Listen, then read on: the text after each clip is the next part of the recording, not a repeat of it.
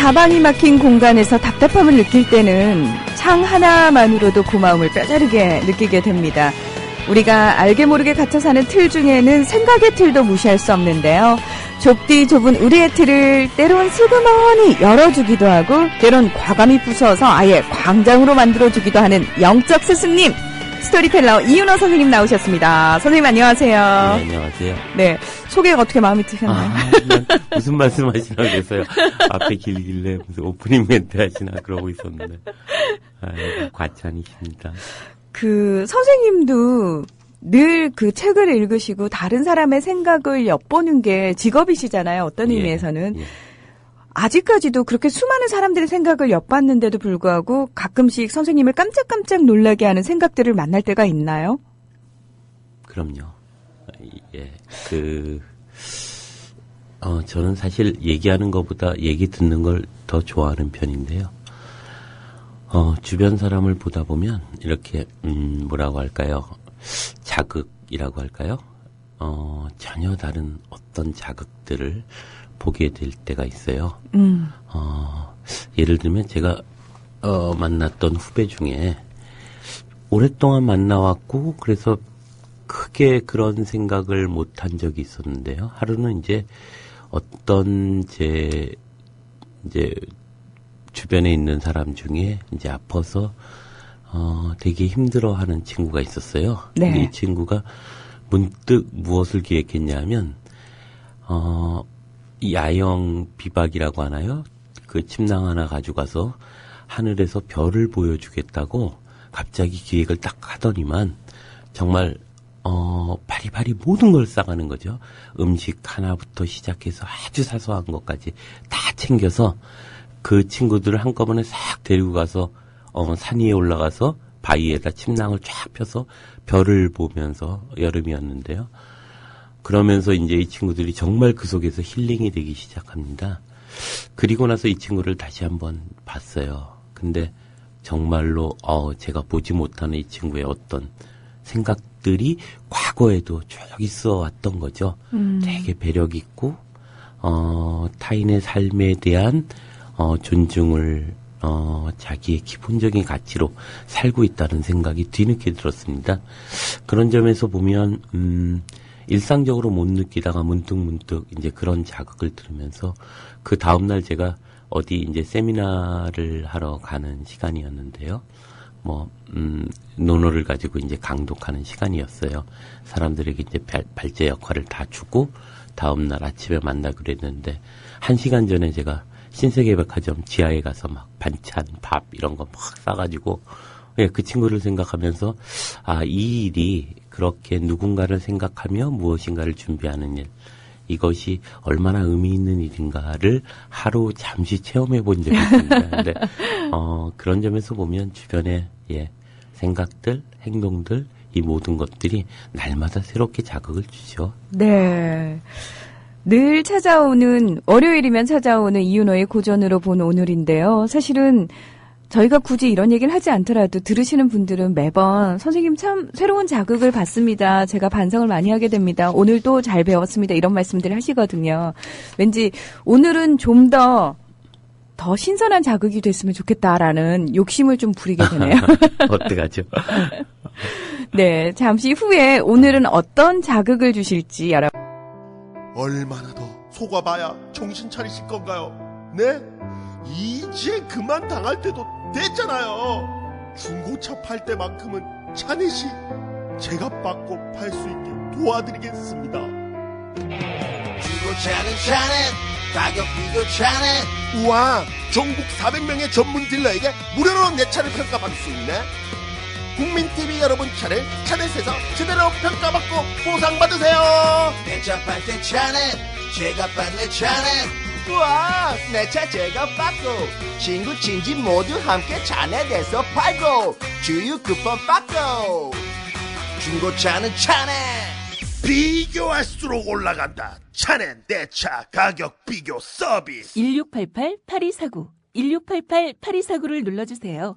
옥션 모터스에서도 차넷을 만나보세요. 네, 여러분께서는 월요일에 신선한 자극이죠. 이윤호의 고전으로 본 오늘에 오셨습니다. 오늘은 어떤 주제로 얘기 나눠볼까요? 그러니까 날마다 신선하진 않았지만 오늘도 글쎄요.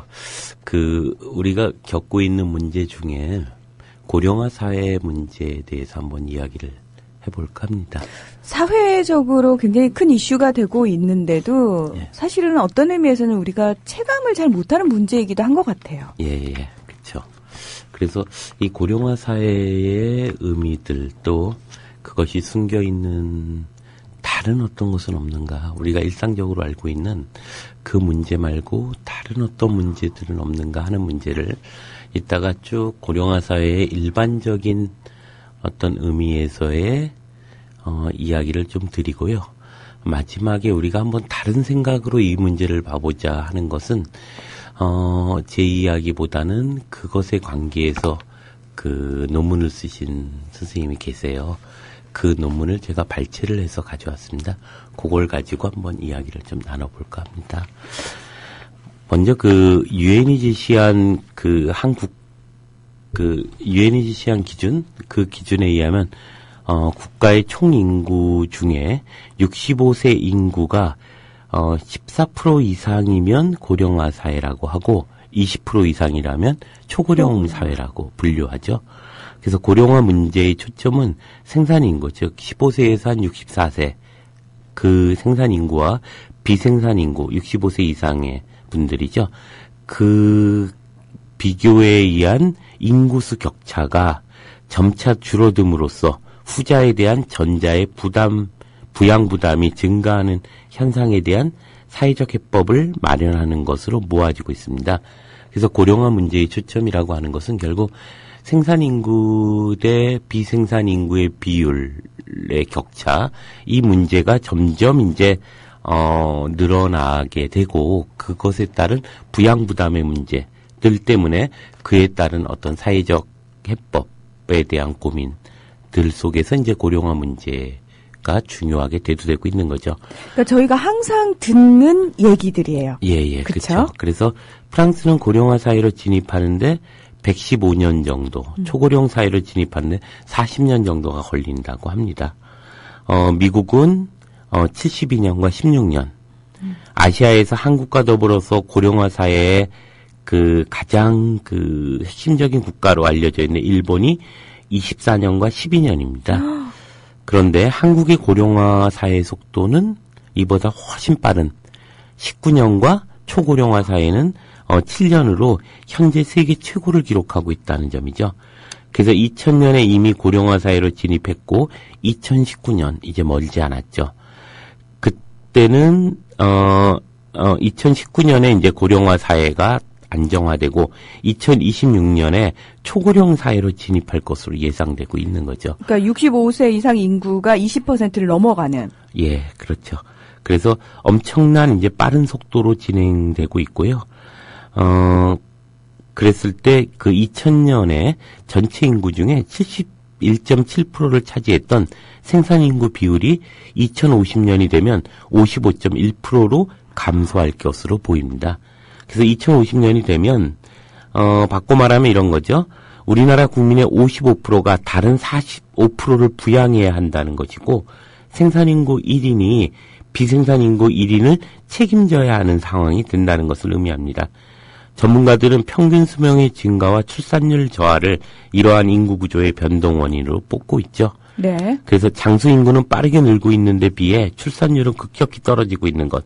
그래서 2003년에 가임 여성 1인이 일생 동안 낳는 아이 수는 1.19명으로 나타나고 이런 추세로 가면 이제 2100년에 한국의 총 인구는 1621만 명이 줄어들 것으로 예상되고 있습니다. 그런 점에서 이제 이러한 문제의 해법들이 이제 다양하게 제기되고 있는데요. 그 중에 이제 프랑스 사회나, 에 대한 연구들이 지금 활발히 진행되고 있다고 봐야죠. 그래서 프랑스는, 정책적인 육아 지원에서 고령화 문제의 해결책을 찾았던 대표적인 국가입니다. 네. 그러니까 프랑스 정부가 인구가 당초 예상보다 빠르게 증가해서 2050년까지 7,500만 명에 달할 것이라고 이야기를 하고 있죠. 그래서 2040년까지 인구가 6,400만 명으로 늘어나는데 그칠 것이라는 이런 이전의 어떤 전망을 수정하게 됩니다. 그래서 현재 프랑스 인구가 6,150만 명인데 프랑스 정부의 예상이 현실로 나타날 경우에 2050년이면 프랑스가 이제 유럽연합 EU에서 가장 인구가 많은 나라가 될 전망으로 가지고 있죠. 그 프랑스는 결국 정책적으로 이제 육아 지원을 통하여 이제 해결책을 찾았던 대표적인 국가인데요. 프랑스는 여성 한 명당 출산율이 당초 예상보다 오랜 기간 동안 2.1명 이상으로 유지할 것으로 내다봤습니다. 정부의 육아 및 출산 지원책이 여성의 출산율을 높이는 데 일조했던 거죠. 이와 함께 감세와 부동산 정책도 출산을 늘리는 환경을 조성했다는 것이 이제 일반적인 설명입니다. 인구 전문가들은 유럽 국가들이 저출산, 인구 고령화, 높은 대외 부채 등으로 이른바 인구 시한폭탄을 안고 있다고 지적하고 있는데 프랑스의 인구 증가는 이러한 유럽의 대단히 어떤 새로운 가능성들을 보여주고 있고요. 그리고 프랑스의 경제 전망에도 대단히 높은 긍정적인 평가를 보여주고 있다는 거죠. 우리가 한편 미국의 이제 고령화 문제는 사실 이민 때문입니다. 이민을 받아들임으로써 이제 이런 고령화 문제를 계속 해결하고 있고, 네. 그런 점에서 미국은 이제 본질적인 문제를 해결하기보다는 이제 그때마다 이민을 계속 늘려나감으로써 그 문제를 덮고 있다는 것이 이제 특징으로 봐야죠.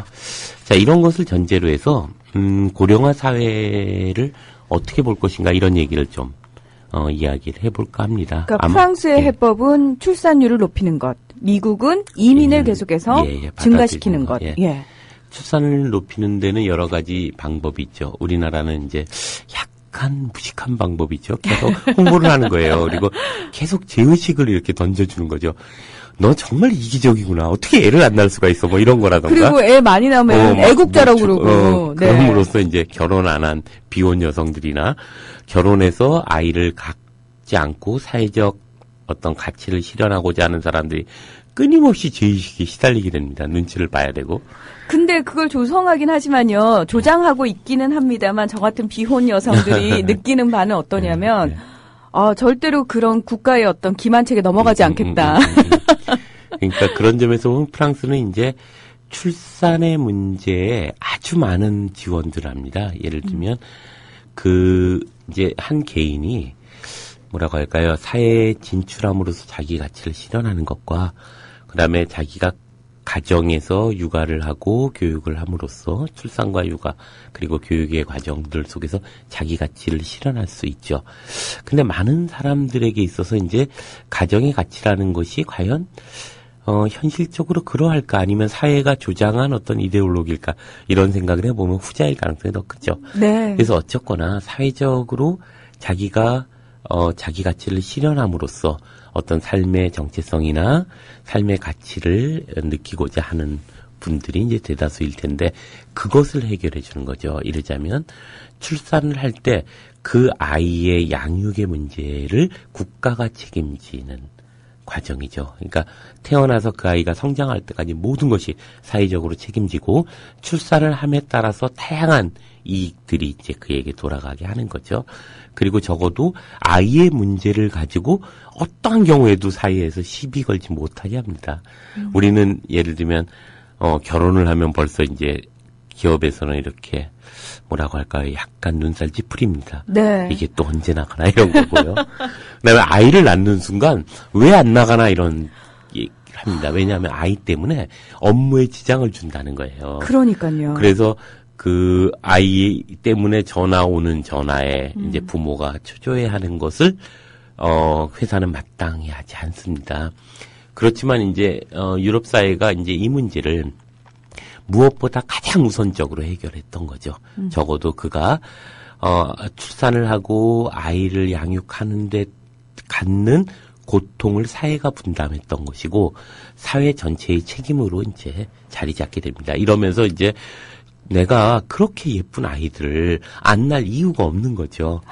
그래서 이제 출산율이 점점 증가하고 있고 원래 프랑스 정부가 생각했던 것보다 훨씬 많은 수의 출산율이 높아지고 있습니다.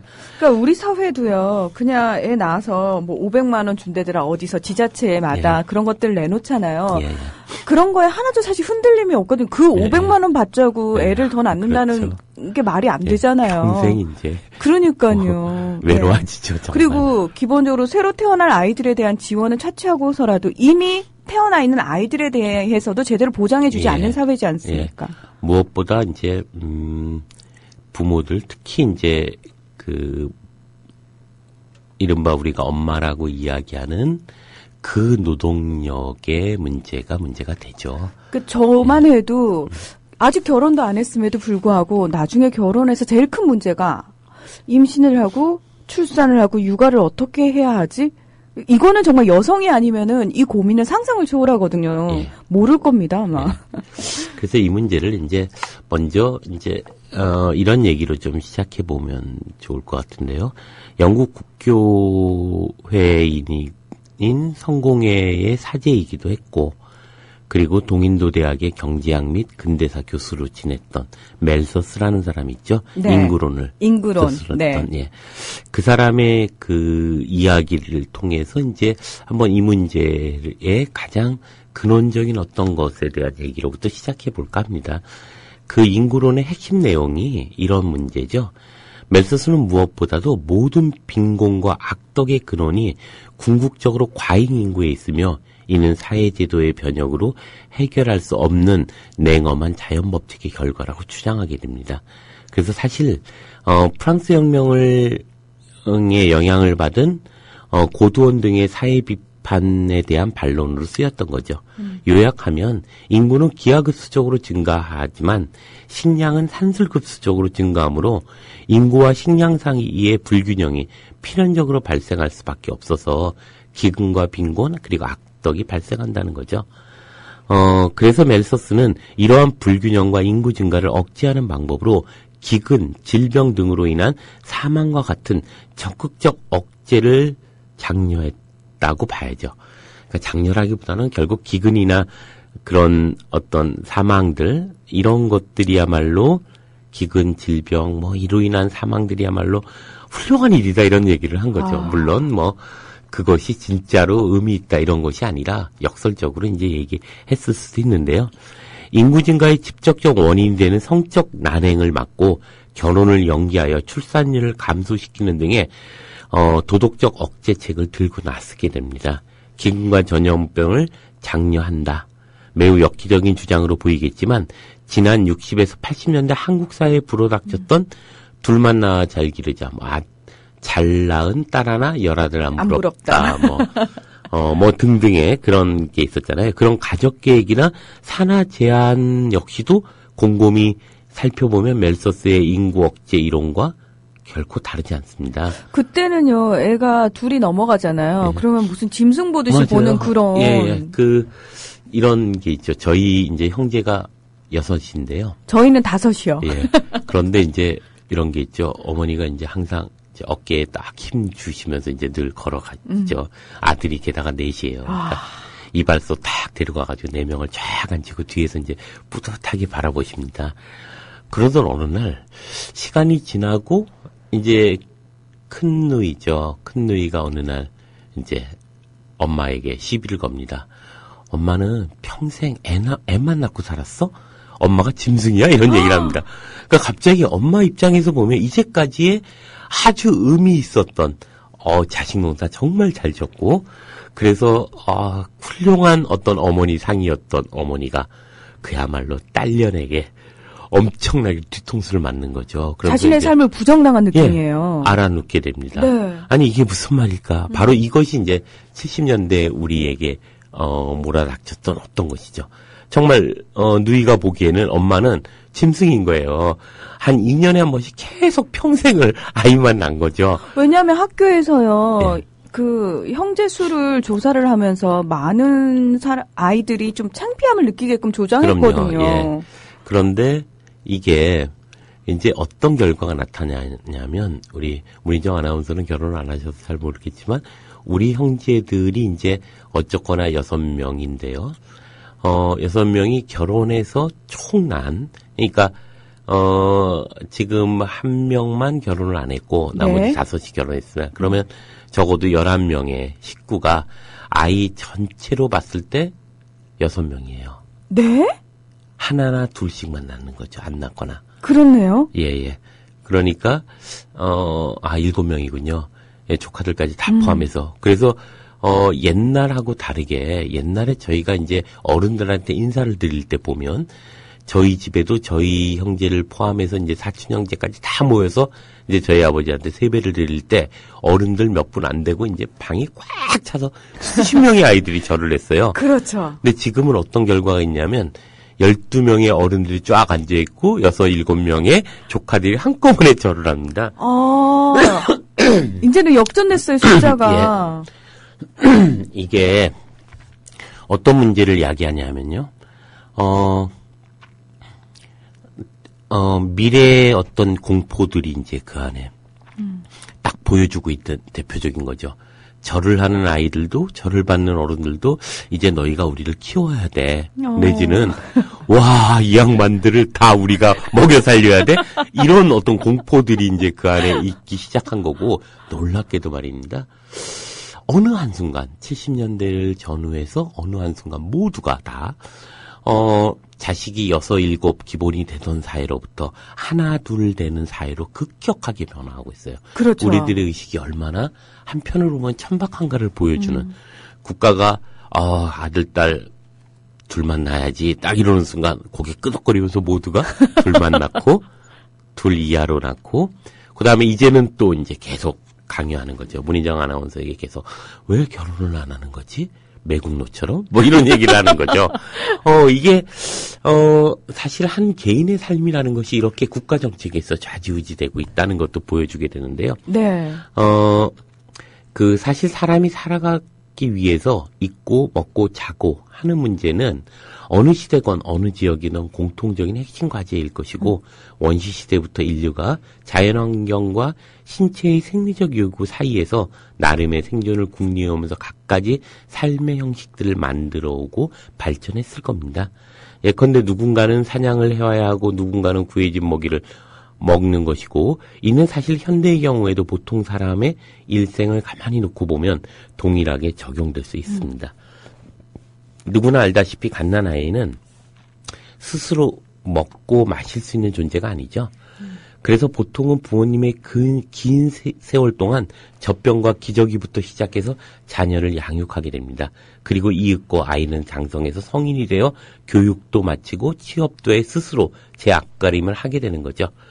그런데 그 와중에 지금까지 아이를 길러주신 부모님께서 천천히 늙어가시게 되고 이는 아이가 성인이 되는 시간 동안 성인이었던 부모님은 경제활동을 더 이상 영위할 수 없는 노인층이 되어버렸기 때문입니다. 그럼 이제까지 보살핌을 해준 주체와 보살핌을 당해온 존재가 완전히 뒤바뀌게 됩니다. 자녀의 이제 부모 부양이 시작되는 거죠. 그런데 다소 엉뚱하게 들리겠지만 멜소스의 저 음산한 예언은 현대 사회에 와서 다소 적중하고 있습니다. 멜소스의 예언처럼 인구가 폭발적으로 증가해서 지구가 멸망의 위기에 처하는 것은 아니지만 비용을 지불하는 자와 비용에 기반하여 살아가는 자 사이에 비율이 깨어지고 위기를 맞는 것만큼은 분명히 적중했다고 봐야죠. 이른바 노인층의 생활을 책임져야 할 경제활동 인구의 비율에 비해 노인의 평균 수명 연장과 전체 인구에서 노인층이 차지하는 비율이 엄청나게 증가한 이른바 고령화 사회가 도래한 거죠. 이 문제는 다른 사회 문제와 달리 인류가 역사상 처음으로 맞닥뜨린 문제입니다. 전쟁은 끊임없이 우리가 겪었던 문제지만 이 인구 문제는 인류가 이제까지 경험하지 못했던 최초의 경험의 문제예요. 누군가가 부양해야 될 대상이 부양할 존재보다 더 비율적으로 높아지고 있다는 것. 그리고 이것이 그들의 어깨들을 공포스럽게 짓누르고 있다는 사실은 엄청난 문제인 거죠. 아마 멜소스는 이 상황을 전혀 예측조차 못했을 그렇죠. 거예요. 예. 그 어떤 시대도 어떤 문명권에서도 노인들이 죽는 것에 대한 슬픔은 있었지만 노인이 죽지 않는 것 때문에 곤란을 겪고 공포를 느끼는 것은 아마 인류가 겪은 첫 번째 사건들이 아닐까 이런 생각을 해보게 됩니다. 그래서 지금까지의 인류 역사는 살아남고자 안간힘을 써온 기록이라고 볼 수 있죠. 따지고 보면 불을 발견했던 것이나 동굴에서 살다가 움막을 지었던 것이나 신석기에서 뗀석기에서 간석기, 그러니까 신석기 문명이 시작되면서 이제 구석기에 이렇게 큰 돌을 통해서 이렇게 멧돼지 같은 거 잡다가 이제 간석기를 통해서 땅에 농경을 시작했던 것, 이런 것들은 다 어떤 인간이 살고자 하는 본능이고 몸부림이었다고 할 수 있겠죠. 이 와중에 인간은 참으로 많은 도구를 만들어내고 버텼습니다. 사실은 언어나 제도나 국가나 법률 같은 것도 불과 움집이 고도로 발달한 것에 불과한 것이라는 생각이 드는데요. 이를 간단히 말해 필요는 발명의 어머니라는 말로 정리될 수 있을 겁니다. 혹은 수요가 있으면 반드시 공급이 발생한다는 말로 하는 가능할 거라고 보는데요.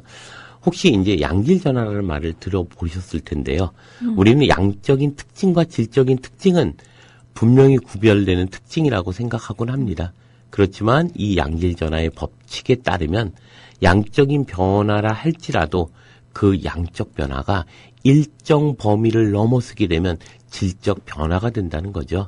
물론 양적 개념과 질적 개념이란 처음부터 전혀 다른 개념이 아니라 매우 밀접한 서로 연관된 개념이기 때문에 당연한 얘기이기도 하지만 갑자기 왜 이런 수량과 성질에 대해서 이야기하냐면요. 노인의 수와 양이 엄청나게 늘어나게 되면 단순히 그 문제가 아니라 그러한 사회의 성격과 특징이 달라지고 있다는 것을 말씀드리기 위해서인데요. 이런 거라고 봐야죠. 전통적으로 노인층이란 죽음을 앞두고 인생을 마무리하는 시기의 사람들이라는 인상이 강했습니다.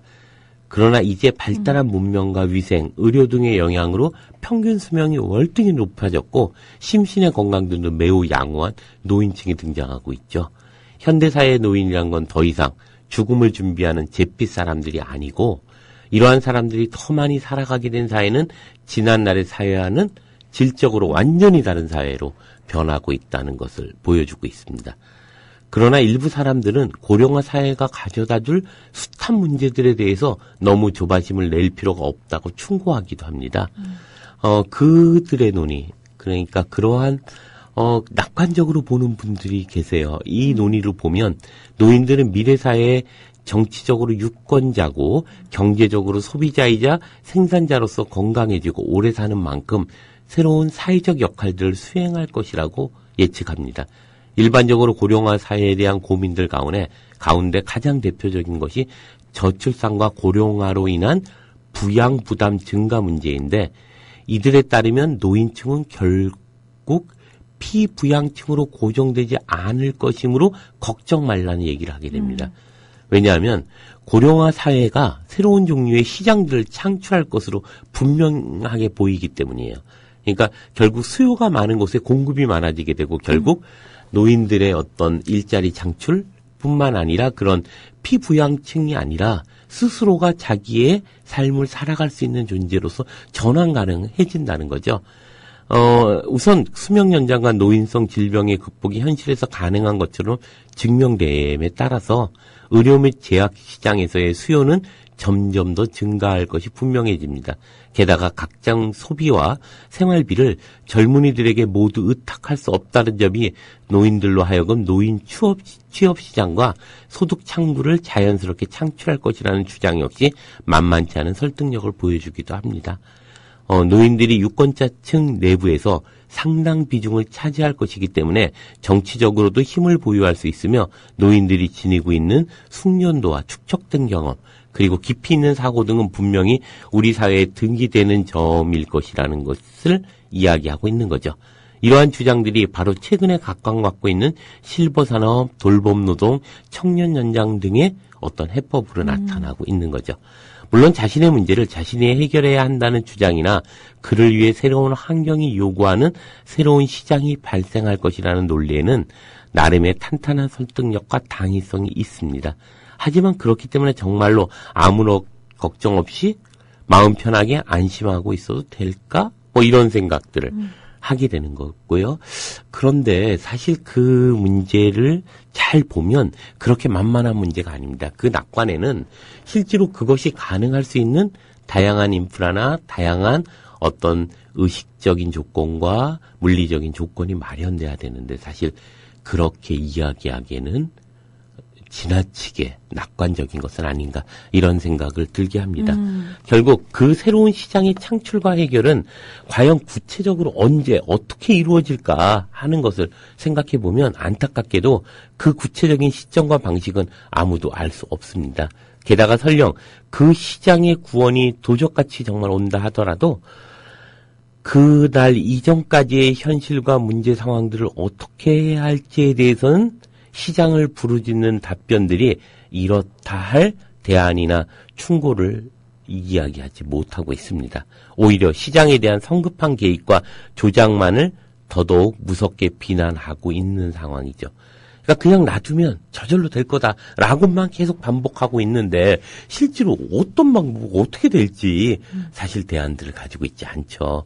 경제 현상을 이론적으로 설명하는 자리에서 그래프의 이동과 순서상의 변화야 매우 논리적으로 깔끔한 느낌을 줍니다. 뭐 그냥 그래프에 요만큼 증가하고 뭐 그랬을 때 시장 창출이 어떻게 되고 뭐 이런 얘기를 할 수 그렇죠. 있죠. 근데 그 깨끗한 수식 너머에는 현실에서 발생하는 수많은 고통과 눈물, 끔찍한 비극과 안타까운 사연들이 그 그래프에는 담고 있지 않은 거죠. 그렇죠. 현실이 예. 전혀 담겨져 있지 않다는 그렇죠. 거죠. 그래서 칠판 위에서야 몇 센티미터 그래프가 이동하여 수요와 공급의 멋진 균형이 회복될 수 있겠지만 그 몇십 센치를 이동하는 와중에 얼마나 많은 노인들이 자살로 삶을 마감하고 얼마나 많은 가정들이 노인 문제로 인해서 치떨리는 고통을 받아야 하는지 그것은 뭐 말로 하기 정말 어렵습니다.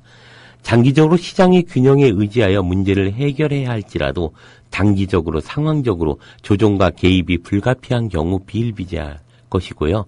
바로 우리들이 살아가는 그것이 현실은 아닐까 이런 생각을 합니다.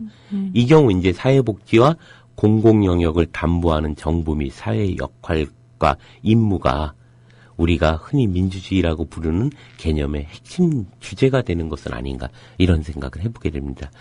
전통적으로 우리 사회는 가족 영역을 사회로부터 떼어서 독립적이고 개별적으로 취급하는 경향이 있죠. 예컨대 네. 시어머니와 며느리 사이에서 일어나는 갈등이나 효자, 불효자의 사례들은 사회적인 개념으로 다루어지기보다는 별날린 혹은 미담이나 토핑 등으로 처리되는 거죠. 조금만 더 생각해보면 모든 가정에 비슷한 사정에 처해 있고 비슷한 고통에 휘둘리고 있다면 이는 우리 집 문제만이 아니라 모든 집의 문제라고 봐야죠. 우리 사회는 정말로 이런 거죠. 그러니까 노인 부양의 문제의 사적 이전들이 너무 자연스럽게 이루어집니다.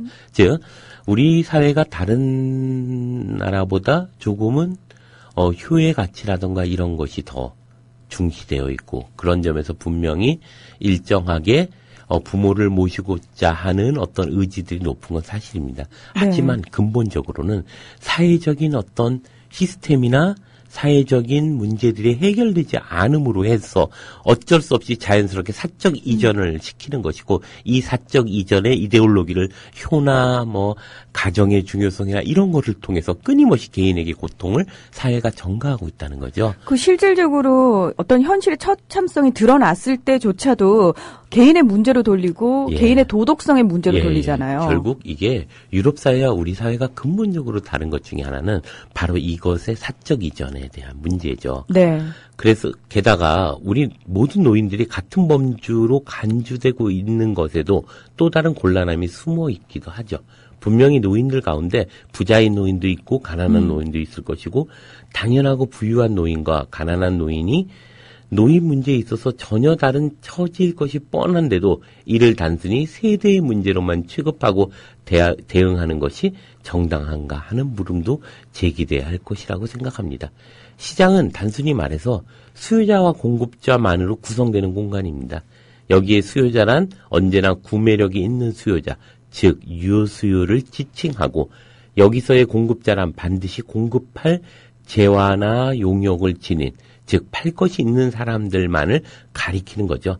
그런데 만일 무엇인가를 살 돈도 없고 용역을 지닌, 즉 그러한 무엇인가를 용역도 없는, 무엇인가를 팔 것도 없는 사람들이 있다면 이들은 과연 그러한 시장에 진입할 수 있을까? 결국 노인들이, 부자 노인들, 그렇죠. 팔 것도 많고, 재벌들 또, 중소기업의 거대한, CEO들, 이런 사람들과 달리 우리가 서민들의 관점에서 보자면, 그런 어떤 것도 팔 것도 없고 살 것도 없는 사람들에게 과연 시장은 열릴 것인가? 경제 이론에 따르면 돈도 없고 물건도 없는 사람들은 그저 존재하지 않는 사람들일 뿐이죠. 이를 좀 더 멋들어지게 표현하자면 시장의 외부라고 할 수 있습니다. 결국 노인 문제는 바로 이 시장의 외부죠. 결국 시장의 도래와 현실이 지니는 시차뿐만 아니라 시장의 외부 문제를 해결하기 위해서는 이윤과 수지 타당과 달리 구매력 없는 수요자들, 즉 이 시장의 외부에 존재하는 주체들에 대한 공공성의 문제가 고려돼야 됩니다. 이 문제를 해결하지 않고 그대로 시장에 방치해놓는 순간 이 노인 문제는 우리 사회에 많은 고통들을 더 증가시키게 되지 않을까, 이런 생각이 듭니다. 그러니까 그것이 문제라고 생각하는 우리들은 정작 그 정책을 결정하는 데에서 철저하게 배제가 돼 있고요. 실제로 그 정책을 결정하는 사람들조차도 부자 노인 측에 속하기 때문에 전혀 문제의식을 우리와 공유하지 못한다는데 예. 우리나라에 가장 큰 문제가 있잖아. 저는 그 생각이 늘 그렇죠. 들거든요. 예. 그리고 현재 이를 위해 활동할 수 있는 주체는 그러라고 존재하는 정부. 사실 그런 정부를 왜 세웠어요? 그런 거 하라고 만든 거잖아요. 근데 그 정부에 들어가 있는 70대 이상 노인층 많잖아요. 예. 근데 그분들은 단 한 번도 경험해 보지 못했다는 그렇죠. 거죠. 예. 정부의 이러한 활동을 독려하거나 강제해야 될 정당 및 시민단체, 언론들이 새삼 우리가 다시 한번 뭐 하고 있나 이런 생각을 해볼 필요가 있는 거죠. 그리고 이런 문제는 단순히 고령화 사회라고 단어로 붙여야 될 문제가 아니라 우리들 모두의 문제로 이제 우리가 진지하게 좀 고민해야 될 문제가 아닐까 생각을 하는데요. 아까 말씀드렸던 이 배우의 문제들을 가지고 이야기하는 한 논문을 제가 찾아왔습니다. 그래서 유철규라고 하는 분이고요. 성공회대 사회과학부 교수로 계십니다. 경제학을 전공하시고 계시고요. 이분이 썼던 그 고령화 사회라는 사회 변동과 경제적 계급의 양극화, 제가 좀 가능하면 짧게 발췌를 했고요. 그건 좀 읽어드리면서 그 다음 이야기로 좀 가볼까 하는데요. 네. 고령화 현상과 관련한 사회적 갈등에 대해 우리 사회에서 이미 오래전부터 대중적인 일반적 정서에 주입되어 있는 하나의 관점은 세대 간 분배 갈등이다. 그 내용을 다음에 몇 개 문장으로 압축해 볼 수 있다. 1. 더 적은 노동인구가 더 많은 노인인구를 부양한다. 2. 의료비를 포함한 노인 부당 비용은 기하급수적으로 폭증하고 있는 반면 생산 가능 인구는 반비례하여 감소한다. 3. 이제 생산 활동에 새로이 참여하는 젊은 세대는 과증되는 부담에 눌리는 반면 연금의 첫 수혜 세대는 자기 기여에 비해 훨씬 많은 것을 누릴 것이다. 4. 정부의 재정 부담은 경제의 능력을 초과할 것이며 미래를 위한 투자를 방해할 것이다. 5. 따라서 연금 제도를 중심으로 사회복지 제도는 위기에 처해 있으며 비용 절감을 위한 획기적인 수술이 지금 당장 감행하지 않으면 안 된다. 이러한 주장들의 암암리에 덧붙여 다음과 같은 서구의 특수한 상황에 대한 묘사가 뒤따르고 있다. 1. 대부분의 사회복지 국가는 노인들의 필요와 요구들 때문에 국가의 기초가 뒤흔들리고 있다. 2. 노인들은 사회보장, 의료보호, 정부의 복지 프로그램의 확대를 약화시키는 어떠한 제안에도 반대하는 정치적으로 강력한 계층이다. 3. 다양성을 상실하고 오직 한 가지 문제에만 집착하는 강력한 정치적 집단의 존재는 민주주의의 절차를 통해 문제를 해결할 수 없게 하는 상태, 즉 민주주의의 위기를 의미한다. 고령화로 인해 노동, 자본관계, 노사관계를 축으로 해서 형성되어 있는 자본주의의 갈등 구조와 성격이 세대 간 분배 관계를 둘러싼 갈등 구조로 바꿔버리라는 전망은 종종 더 내고 덜 받는 방향으로 연금 등 복지제도의 개혁을 주장하는 입장과 잘 부합한다. 그리고 많은 경우에 이들 입장은 복지제도의 사회연대적 성격에 반대하고 복지 혜택을 전반적으로 축소 조정해야 할 필요성을 강조하곤 한다. 서구에서 고령화에 따른 세대 간 갈등은 현존하는 계급 간, 계층 간 소득 분배상의 불균형을 희석시키고 감추며 그것들을 매우 다르기 어려운 것처럼 보이는 부모 세대와 자식 세대 간의 문제로 바꾸어 놓는 역할을 하는 것으로 보인다. 소득 분배의 불균형론은 사회가 풀기 어려운 문제라는 인식을 확산시킨다. 이른 미래에 관심을 두지 않고 자기밖에 모르며 저축도 하지 않는, 그리고 경제적으로 무능하면서도 소비는 많이 하는 고집불통의 노인들 때문이라는 주장으로 나타나기도 한다. 그러나 고령화 자체가 노동소득자와 자산소득자 간에 존재하는 정치적, 경제적 이해관계의 어긋남과 불균형을 다른 어떤 것으로 바꾸어 놓을 수는 없다. 여전히 갈등 구조의 핵심은 세대 간에 있는 것이 아니라 노동하지 않으면 살 수 없는 노인과 그렇지 않은 노인 간에, 노동하지 않으면 살 수 없는 젊은이와 그렇지 않은 젊은이 간에 존재한다. 소득 분배의 불평등과 함께 자산 분배의 불평등으로 인해 노동하지 않으면 살 수 없는 젊은이가 늙어서도 노동하지 않으면 살 수 없는 노인이 될 가능성은 높아지고만 한다.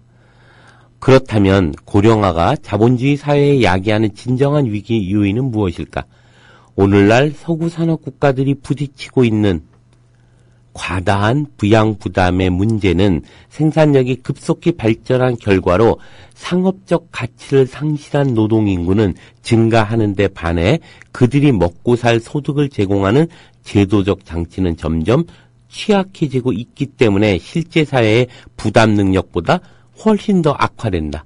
상업적 가치, 즉 생산 요소의 제공자로서의 가치를 상실한 노동인구가 고령화 현상 때문에만 증가하는 것이 아니다. 부유한 산업국가들은 더 이상 미숙련 노동자를 필요로 하지 않는 경제 구조로 빠르게 접근해 가고 있다. 이는 자본의 세계적 자유이동과 아웃소싱 그리고 독점된 기술의 급속한 변화에 기인한다. 육체적으로 건강하나 자이든 타이든 상업적 가치면에서 조로한 청년층과 육체적 노령층이 함께 증가한다.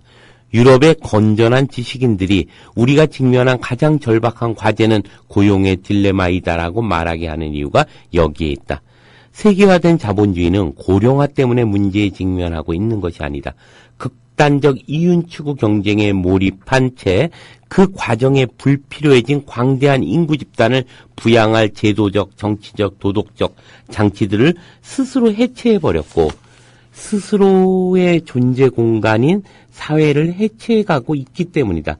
현대 세계의 생산 능력은 미국의 경우 단 2%에도 못 미치는 농업 인구가 과잉 농산물을 생산하고 있다는 점에서 상징적으로 확인된다. 복지국가로 불리는 수종자본주의를 해체하고 이른바 영미식 신자유주의 이념으로 무장하는 경우 자본의 생산 과정에 직접 참여할 기회를 얻지 못한 인간에게 생존에 필요한 자원을 제공할 순수 자본주의적 방법은 있는가? 또 그렇게 해야 하는 이유는 무엇인가라는 질문에 대한 대답은 부정적일 수밖에 없다. 세계화된 자본은 더 이상 노동자의 숙련을 상승시킬 필요를 스스로 부담할 필요성을 느끼지 못하고 있다. 필요한 숙련 노동력이 있는 곳으로 이동할 수 있기 때문이다. 이와 함께 상업적 가치를 상실한 노동인구를 자신의 이윤을 가지고 부양해야 할 정치적 이유도 약해지고 있다. 사회의 총생산 능력은 불황 속에서도 끊임없이 증가해 가고 있지만 점점 더 많은 인구는 소득 분배의 대상에서 제외되어 간다. 이것은 복지국가의 정당성의 위기이다. 결국 고령화 문제는 인간 수명의 연장과 관련한 문제가 아니라 노동의 가치와 관련된 문제이기도 하다. 단순히 생산 요소로서의 노동인가 아니면 모든 사람의 좀 더 나은 생활에 이바지하는 활동으로서의 노동인가 문제인 것이다. 후자로 노동 개념을 재정의할 경우 상업적 가치와 함께 사회적 가치 또한 생존 자원을 분배받을 수 있는 중요한 근거이다. 상업적으로는 가치가 없으나 사회적으로 유용한 노동을 소득을 분배받는 자격이 있는 노동으로 인정하는 순간 복지와 고용의 딜레마는 풀릴 수 있다. 아이를 키우고 병자를 수발하며 노약자를 돌보는 노동은 상업적 가치를 낳지 못하나 사회적 가치를 낳기 때문에 노동자에게 사기업의 임금이 아니라 사회적 임금이 주어져야 한다. 이것이 복지 창출의 근본이다. 예, 이 문제가 아주 중요하게 새로 제기되고 있는 문제인데요. 이런 거죠. 결국 이 유 교수님은 이런 얘기를 하고 있는 거죠. 우리가 노인 문제라고 하는 이데올로기에 살짝 숨겨져 있는 문제를 한번 보자. 이건 뭐냐면 노인 문제뿐만이 아니라 젊은이에게도 공통적으로 나타나는 불필요한 노동이 제거되는 신자유주의의 필요가 결국 노인 문제의 문제로 남고 있기 때문이다라는 거죠. 이러자면 사회적 생산력은 끊임없이 발전합니다. 그렇기 때문에 지금의 대한민국이 가지고 있는 생산력으로 충분히 많은 것을 해결할 수 있습니다. 그렇지만 자본의 필요는 자본을 더 발전시키지 않는 노동은 불필요한 노동으로 제거시키게 되기 때문에 그렇죠. 사회적 공포를 유발시키는 거죠. 열심히 일해. 노인들 너희 계속 놀면 안 돼. 라고 계속 이야기함으로써 공포감을 조성하고 그를 통해서 필요한 노동만을 축적하기 위한 어떠한 이데올로기적 술책 이런 것들이 이 안에는 숨겨져 있는 것이고 그래서 이제는 사회적 노동의 가치를 확장하는 것. 그래서 아이를 출산하고 아이를 키우고 그다음에 무엇인가를 사회를 위해서 기여하는 모든 노동의 가치로서 삶의 질을 고양하는 가치로서 존중하고 거기에 따른 사회적 임금이 규정될 때 이 문제는 해결할 수 있다는 거죠. 이것은 단순히 우리가 노인 문제라고 하는 슬며시 부양 부담, 그다음에 피부양에 대한 문제들을 끊임없이 얘기하고 있지만 이것은 단순히 그것이 그렇게 수명이 연장됐기 때문에 문제가 아니라 신자유주의의 정책에 의해서 만들어진 하나의 결과다라고 보고 있는 것이죠. 네. 저는 문득 얘기를 들으면서 그 생각을 했었어요. 왜 여성들이 아직까지도 여성의 어떤 가사노동에 대해서 제대로 같이 인정받지를 못하고 있지 않습니까? 그래서 그걸 어느 정도 인정할 것이냐를 놓고 정말 무슨 남녀의 성대결로 몰아가는 상황이 그렇죠. 2014년에 대한민국에서도 똑같이 또 벌어지고 있다는 거죠. 네, 맞아요. 예. 그런 점에서 보면 우리가 그런 여성의 어떤 노동들 그리고 노인이 갖고 있는 노동들의 사회적 가치가 존중하는 사회. 제가 노르웨이를 한 동생이 있어서 한 달 동안 가 있었던 적이 있습니다. 놀라운 건요. 노인들이 너무 자연스럽게 노동을 하고 그 노동의 핵심이 뭐냐면 사회적인 어떤 뭐라고 할까요? 모든 분야의 컨설팅이에요. 그 도시 자체가 그렇게 크지 않으니까 거기는 한 70년 정도를 살면 모든 경험을 다 합니다. 그 그렇죠. 도시에서 경험할 수 있는 모든 사람을 다 알아요.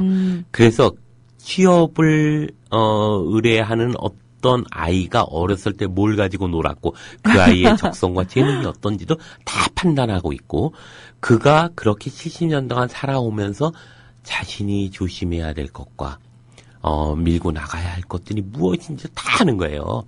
그래서 꽃륜 전체의 그런 사회적인 어떤 기업에 취업을 하고자 하는 이들과 그 다음에 무엇인가 새로운 인력을 구하고자 하는 기업들의 모두의 컨설팅을 하고 있고 도로부터 시작해서 모든 곳에 노인이 다 있어요. 이걸 보면서, 노인이라는 말 속에 우리는, 노인이라는 말 속에는 이미 타자적 개념으로 있어요. 뭐냐 하면, 노동이 필요한 사람들이 아닌 사람들. 그래서 노인에 대한 우리 이미지는 뭐냐면, 불쌍하다, 주책맞다, 이런 것들이에요. 네. 현명하다, 이런 개념이 아니라는 아니죠. 거죠. 예. 그 말은 뭐냐면, 노인복지가 우리 사회는 어떤 것이 노인복지냐면, 노인을 위한 복지가 아니라, 젊은이들, 정상인들을 위한 복지예요. 그래서 노인들을 이 세상에 개입하지 않게 한 곳으로 몰아넣는 걸 복지라고 하는 거죠. 양로원 만들어서 가능하면 세상에 나오지 마세요. 이런 걸 노인복지라고 합니다. 약간의 먹여줄 쌀 제공해주고 제발 괜히 간섭하고 잔소리하지 마세요. 이게 노인복지로 규정하고 있죠. 노인이 스스로가 현명한 자로서 이 사회 속에서 자기의 어떤 영역을 담당할 수 있는 문제로서 사회적으로 인정을 존중받을 때 이 문제는 해결될 문제이고 이것이 복지정책의 근본은 아닐까 이런 생각이 합니다. 그래서 이분법적으로 젊음과 늙음을 분리시키는 이분법적 사고의 틀부터 깨는 것 그리고 그것을 보다 유효한 노동, 사회적으로 상품적 가치 자본적 가치만이 존재하는 노동이 아니라 사회적 의미 있는 가치를 생산하는 노동이 진정한 노동으로 자리 잡을 때 그것이 결국은 복지정책의 근본이 되는 것은 아닌가 이런 생각도 좀 하게 됩니다. 네. 분명히 그 노인복지에 대한 말씀을 하셨는데 저는 왜 장애인과 비장애인에 대한 문제로 들리고 왜 마찬가지죠. 여성과 남성의 문제로 들리고 결국 과도한 중심주의, 그러니까 자본의 필요에 의해서 남성과 여성의 문제 뭐예요? 결국 자본의 입장에서 보면 일본의 팔굽혀펴기 한 100번 하는 사람이 필요한 거죠. 그렇죠. 근육질 노동이 필요하니까. 그렇지만 결국 사회적 노동의 필요성의 관점에서 보자면 이런 이분법이 극복되는 어떤 자리가 있지 않을까 이런 생각을 하게 됩니다. 예전에 전영관 선생님이 복지가 뭐라고 생각하시냐는 질문에 그렇게 답을 하신 적이 있어요. 복지라는 건 높이 달려있는 선반을 내 물건을 꺼내기 위해서 밑에 받침대를 놓아주는 것이 아니라 그 높이 달려있는 선반을 아예 내려다는 것이다. 예. 라고 얘기를 하셨는데 저는 그 말이 되게 감동적이었거든요. 그리고 왜 노르웨이 말씀도 하셨습니다만 저는 그 유럽과 우리나라의 가장 큰 차이점이 그거라고 생각해요. 우리나라는 어떤 여유 있는 땅을 허용치 않아요. 예. 그래서 그 조그마한 공간이라도 있으면 거기다 건물을 지어 올리기 바쁘잖아요. 근데 유럽은 사실 그 여유 있는 땅들이 굉장히 널려 있다는 거죠. 어느새 우리 주택가 주변에도 공원이 늘고 있다라는 건 저는 굉장히 고무적인 일이라고 생각을 하거든요. 여유와 여백이 늘어나는 것이 어쩌 노인복지에도 그렇죠. 여성 문제에도 가장 근본적인 것이기도 합니다. 네. 마치 우리가 공부를 더 열심히 하기 위해서 10분 쉬는 거야가 아니라 그 10분 쉼 자체가 의미가 있는 행동이었으면 좋겠고 그렇죠. 휴가가 갔다 와서 충전해서 더 열심히 일해? 이런 차원이 아니라 그 휴가 목적이 돼야죠. 그렇죠. 그거 자체가 좀 목적이 되는 사회. 우리의 인식이 빨리 바뀌어야 할 텐데 우리 먼저 그런 것들을 실천해야죠. 근데 이렇게 말을 하고 있는 저조차도 약간의 그 일 중독 현상이 있기 때문에 이 부분은 사실 우리가 의도적으로 노력을 하지 않으면 절대 바뀌지 않은 부분인 것 같아요. 그럼요. 아까 잠깐 그 말씀하셨거든요. 자연스럽게 언젠가는 되겠지. 근데 그 자연스럽게 언젠가 되겠지는 영영 우리 사회에 오지 않는다는 거죠. 이미 수없이 많은 것들에서 우린 그 경험을 했음에도 불구하고 막연히 나이브하게 그 생각을 가지고 사는 것 같아요. 결국 효율성만이 중심이 되는 사회의 어떤 특징들 아닐까 이런 생각을 합니다. 네. 오늘 분명히 고령화 사회에 대한 문제를 얘기하겠다라고 말씀을 하셨는데요. 저는 그 고령화 사회에서 정말 우리 사회 전반의 문제 그리고 사실은 좁혀 들어가면 내 안의 의식의 문제까지 좀 들여다보는 시간이 아니었나 그런 생각이 듭니다. 지금 많은 분들도 고개 끄덕끄덕하면서 맞아 하면서 들으셨다고. 우리가 참 많이 바뀌어야 되고요. 갈 길이 멀다라는 생각도 한번 하게 되는 시간이었습니다. 네, 선생님 오늘도요. 정말 귀한 말씀 전해주셔서요. 저희가 조금 더 숨을 쉴 수 있을 것 같고요. 조금 더 생각의 전환이 일어날 것 같습니다. 오늘 고맙습니다. 고맙습니다. 네, 이윤호의 고전으로 본 오늘 함께해 주신 여러분 고맙습니다. 저희는 다음 주 월요일 오후 3시에 다시 찾아오겠습니다.